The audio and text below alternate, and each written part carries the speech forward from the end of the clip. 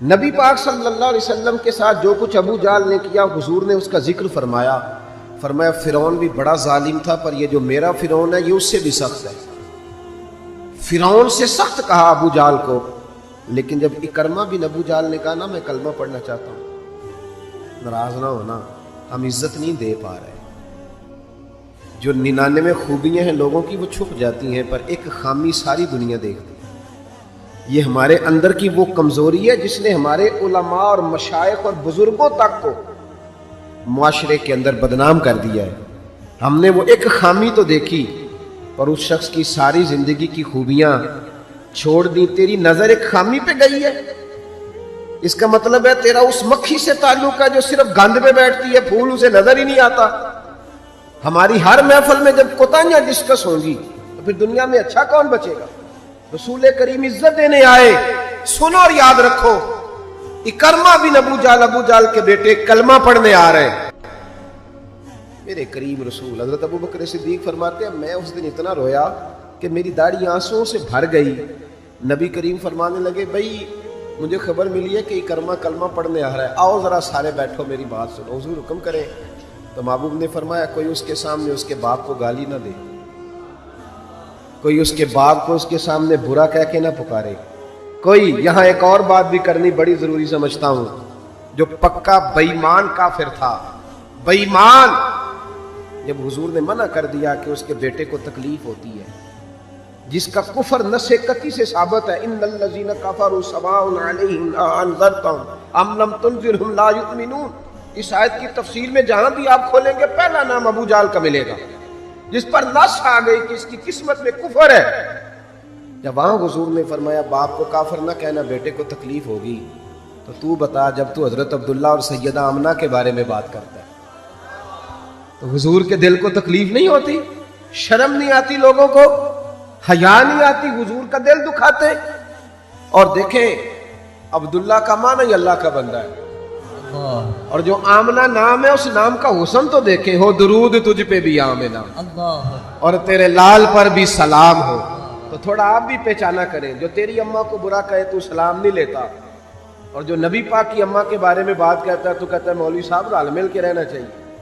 عجیب بات ہے نا تیری، اس بندے سے سلام لے لے، اس سے گلا ملا لے جس کے سینے میں نبی پاک کے والدین کے بارے میں بغض چھپا ہوا ہے، اس شخص سے سینہ ملائے۔ تھوڑا سا سوچا کریں ہمارا کسی سے جائیداد کا کیا رٹا ہے۔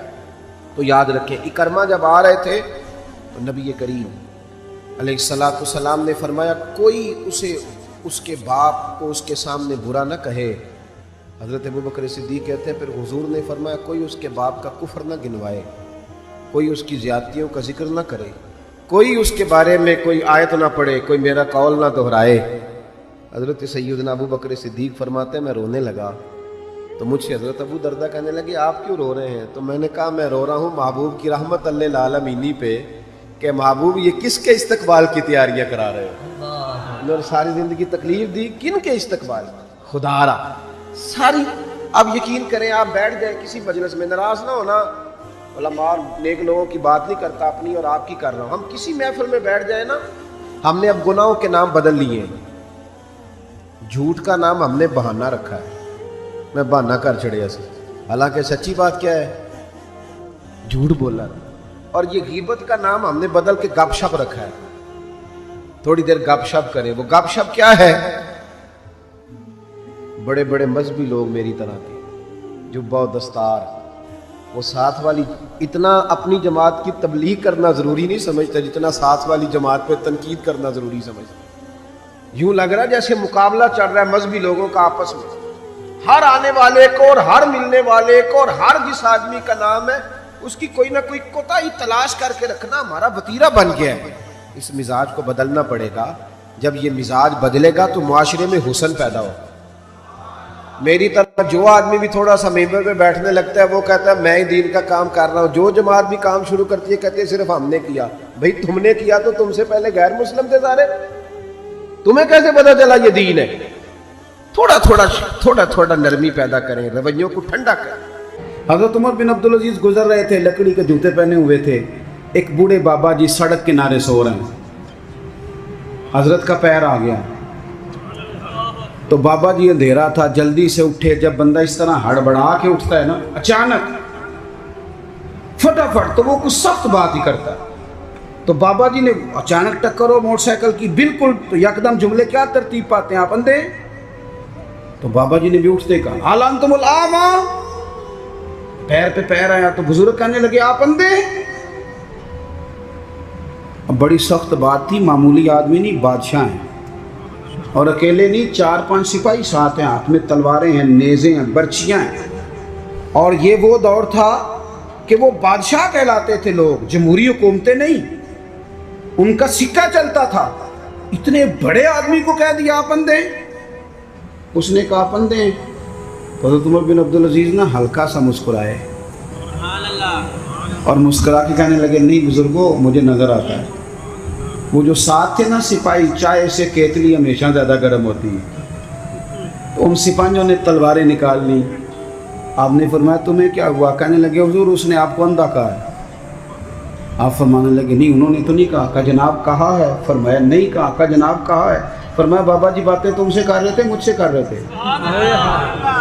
کہا حضور وہ آپ سے کر رہے تھے. تو فرمانے لگے نادانو، انہوں نے مجھے اندھا نہیں کہا، بلکہ وہ تو استفہامیہ جملہ تھا.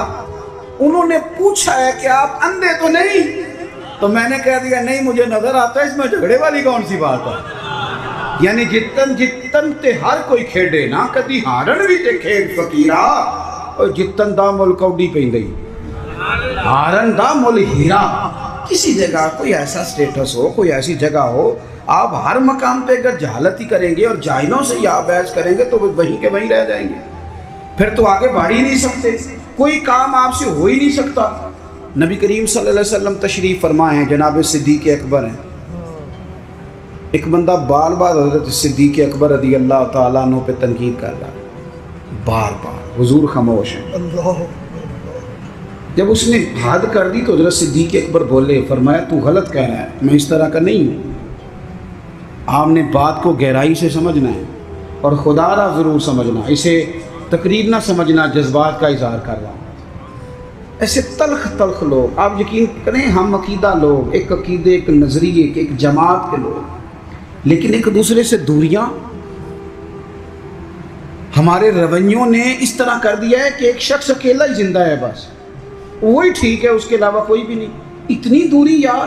وہ امت جس کی 80 صفحے ہونی ہے قیامت کے دن، جو نظر آئے گی پوری دنیا میں کہ یہی امت ہے، وہ اس طرح ٹوٹ ٹوٹ کے بکھر رہی ہے. ہم درگزر کرنے کو تیار ہی نہیں، وہ باتیں کر رہا ہے. جب حضرت صدیق اکبر نے جواب دیا تو کریم محبوب اٹھ کے چلے گئے. حضرت صدیق اکبر پیچھے دوڑے کہ یا رسول اللہ، جب تک وہ باتیں کر رہا تھا آپ بیٹھے تھے، اور جب میں نے جواب دیا تو آ گئے. حضور فرمانے لگے ابو بکر تیرے سرانے رب نے فرشتہ کھڑا کیا تھا. اللہ کرے آپ کو سمجھ آئے.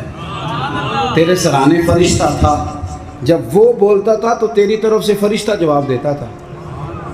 فرشتہ بول رہا تھا جبھی تو میں بھی چپ تھا، فرشتہ تیری طرف سے جواب دے رہا تھا. اور فرمایا جب تو بولا ہے تو فرشتہ چلا گیا تو میں بھی اٹھ کے آ گیا. دیکھیں ہم کوئی لوارث نہیں، خدا رسول والے ہیں. ایسا نہیں ہے کہ کہیں چپ کر دیں گے تو ہمارا وارث کوئی نہیں. آپ نہ کسی مقام پہ اپنوں کے مقابلے میں تو کہیں خاموشی اختیار کریں، آپ کہیں اپنوں کے بارے میں تو درگزر کریں. امام اعظم ابو حنیفہ رحمۃ اللہ علیہ، آپ کے والد صاحب کا انتقال ہو گیا. 3 دن تعزیت کے لیے بیٹھے، باہر نکلے، چوک میں آئے. ایک بندہ آپ کا حاسد تھا، مخالف تھا، اور سارا علاقہ جانتا تھا کہ آپ کا مخالف ہے. جب آپ باہر نکلے نا تو بہت سارے لوگ تھے چوک میں، وہ بھی سامنے سے آیا. السلام علیکم کے بعد کہنے لگا، توجہ کرنا بات پہ، کہنے لگا ابو حنیفہ سنا ہے آپ کے والد فوت ہو گئے. سب جانتے ہیں مخالف ہے، حاسد ہے، اور حسد کی وجہ سے مخالف ہے، سب کو پتہ ہے. اور حسد بڑی بری چیز ہے. ومن شر حاسد اذا حسد، اس کے شر سے اللہ ہم سب کو محفوظ فرمائے. یہ شریر کام ہوتا ہے. آپ کھڑے ہیں، کہتے سنے تیرے ابا انتقال کر گئے. فرمایا ہاں. کہنے لگا اپنی ماں کا نکاح میرے ساتھ کر دو. یارو کہہ دیتے ہیں لوگ بڑی بڑی باتیں، کبھی دیکھو تو صحیح، بڑا کچھ کہہ دیں، چلو سامنے نہیں تو پیٹھ کے پیچھے کہہ دیتے ہیں. لوگ بڑی بڑی چیزوں پہ طنز کرتے ہیں، ایسا جملہ کستے ہیں کہ وہ انسان کی نیند میں سوراخ کر دیتا ہے، سوتا نہیں انسان۔ اماں کا نکاح میرے ساتھ کر دو، جملہ سخت تھا پر بات تو شرعی تھی نا، غیر شرعی تو نہیں تھی۔ تو امام صاحب کے ساتھ جو شاگرد تھے، عقیدت مند تھے، ارادت مند تھے، انہوں نے تلواریں نیام سے نکالنی، فرمایا چپ کر جاؤ بھائی، ہم کو لوارث ہیں، چپ تو کرو نا یار، کہیں سہنا تو سیکھو، کہیں برداشت تو کرو، کئی کچھ تمہیں لوگ کہیں گے، کس کس کو راضی کرو گے؟ حضرت امام صاحب رحمۃ اللہ علیہ نے ساری ہمت سمیٹی، آنسو جو چمکے تو ان کو بھی دامن میں سمیٹ لیا، ہمت جمع کر کے کہنے لگے میاں تم نے کہا ہے میں اپنی ماں کا نکاح تیرے ساتھ کر لوں تو عدت گزر لینے دے، میں تیرا نام لے کے اماں سے بات کروں گا، اگر وہ تیرے ساتھ نکاح کرنا چاہے تو مجھے اعتراض کوئی نہیں۔ اوئے ہوئے ہوئے، دل دریا سمندروں ہی ڈونگے، کون دلاں دیاں جانے، دل تو ٹوٹ گیا نا، بکھر کیا دیتے ہیں یار۔ کئی دفعہ جس نے 40 سال بھی قرآن پڑھایا ہو، مسجد نے ڈیوٹی کی ہو، اس شخص کو بھی کئی دفعہ لوگ مسجد کے دروازے پہ کھڑے کر کے بات کر دیتے، بڑی تکلیف ہوتی، بڑی تکلیف ہوتی ہے بعض اوقات۔ بڑے بڑے لوگوں کو لوگ کیا گزرتے، حضرت امام صاحب فرمانے لگے عدت بیت لینے دے، تیرا نام لے کے بات کروں گا، تیرے ساتھ نکاح کرنا چاہے تو مجھے اعتراض کوئی نہیں۔ یہ کہہ کے اپنے دوستوں کے بازو تھامے اگلے چوک میں گئے، وہ بندہ دھڑام سے زمین پہ گرا، اعتراض دھڑام سے گرا، روح پرواز کر گئی۔ لوگ کہنے لگے حضور اسے کیا ہوا؟ آپ فرمانے لگے اس نے سمجھا تھا میں لوارث ہوں، اسے کچھ بھی نہیں ہوا، ابو حنیفہ کے صبر نے اس کی جان لے لی، میرے صبر نے جان لے لی، تیرا صبر کئی دفعہ جان لے لے گا، تیرا صبر، تیرا حوصلہ، تیری دلیری، آپ اپنی زندگی میں یہ کریں نا بھائی۔ کیا ماجرا ہے؟ ہم ہر وقت جو ہے کسی جگہ بھی عاجزی نہیں دکھاتے، کسی مقام کہیں مان جایا کریں چپ کر۔ امام زین العابدین، ایسے ہی بات پہ بات یاد آ گئی، زیادہ باتیں نہیں کرنی، بس سمیٹنے لگا ہوں۔ امام زین العابدین مسجد نبوی سے نکلے، جس مسجد کی اصل وارث امام زین العابدین، مسجد شریفہ سے نکلے تو ایک بندہ پیچھے ہو لیا، بادشاہ نے پیسے دیے، معاذ اللہ وہ امام صاحب کو برا بھلا کہہ رہا ہے۔ یہ مزہ ہے، کبھی اسے لے کے تو دیکھیں، یہ بھی ایک مزہ ہے، یہ بھی ایک سرور ہے کہ آپ کو برا کہے آپ برداشت کر رہے ہیں، لیکن شرط یہ ہے کہ آپ مخلص ہوں۔ قرآن کہتا ہے یجاہدون فی سبیل اللہ ولا یخافون لومۃ لائم ذالک فضل اللہ۔ فرمایا لوگ اللہ کے راستے میں جہاد کرتے ہیں، لوگ انہیں برا کہیں تو پرواہ نہیں کرتے، ذالک فضل اللہ یؤتیہ من یشاء، یہ ان پر اللہ کا فضل ہے، اور یہ فضل رب جسے چاہے اسے عطا کرتا ہے۔ اللہ اکبر۔ حضرت امام صاحب گزر رہے ہیں تو اس نے برا بھلا کہنا شروع کیا، امام صاحب جن قدموں سے چلتے تھے وہ چھوٹے کر دیے، قدم چھوٹے چھوٹے، زیادہ باتیں کر لے۔ امام صاحب کا گھر آ گیا، وہ بندہ تھک گیا، کہتے تو بولتے ہی نہیں، گھر آ گیا تو آپ فرمانے لگے کوئی بات رہ گئی ہو تو کر لے، میرا گھر آ گیا۔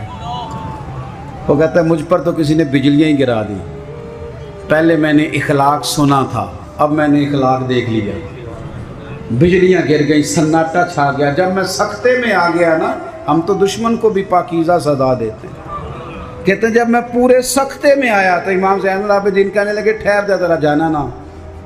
اندر تشریف لے گئے، ایک بوتل سرکے کی لائے، ایک شہد کی لائے، اور مجھے تھما کے نا، لمبی بات پھر بھی کوئی نہیں، میرے ہاتھ میں تھما کے کہنے لگے کہ لے جا، میرے دادا مولا علی نے فرمایا تھا پتر جو دروازے تک آئے اسے خالی نہیں بھیجا گیا، کہ لے جا تیری مہربانی، تحفہ ہے رکھ لے۔ وہ شخص کہتا ہے امام صاحب پلٹ کے اندر جانے لگے تو میں قدموں سے لگا، پیر چوم کے کہا حضور وہ تو کسی بدبخت نے میری ڈیوٹی لگائی تھی، قربان جاؤں، قریب آ کے پتہ چلا ہے اگر نواسے کے اخلاق کا یہ حال ہے تو محمد عربی کا اخلاق اس طرح ہے، رسول کائنات علیہ السلام کے اخلاق عالیہ کا حسن کیا ہوگا۔ آخری بات یہ ہے کہ والذین یبیتون لربہم سجدا وقیاما، نری تقریریں نہیں، نری باتیں نہیں، رب کے بندے رات سجدے اور قیام میں گزار۔ آپ نہ لوگوں کو کتنے بھی دکھ بتائیں گے تو کمزور ہوتے جائیں گے، جتنا آپ لوگوں کے سامنے اپنی پریشانیوں کا ذکر کریں گے کمزور ہوں گے، اور جتنے دکھ مصلے پہ بیٹھ کے رب کو بتاؤ گے طاقتور ہوتے جاؤ گے، طاقتور ہوتے جاؤ گے۔ آپ نا جب رات کو بیٹھتے ہیں اور آپ کا مصلی آباد رہتا ہے، یہ موبائل یہ ساری چیزیں آپ کی جان چھوڑتی ہیں، اور صرف زیادہ نہیں، آدھے گھنٹے کے لیے 20 منٹ کے لیے چند نفل پڑھ کے تلاوت کر کے درود و سلام پڑھ کے جب ہاتھ اٹھاتے ہو نا، تو آپ کو اللہ روحانی قوت دیتا ہے۔ یہ جو سجدے کا نور ہوتا ہے یہ بندے کو طاقتور کرتا ہے۔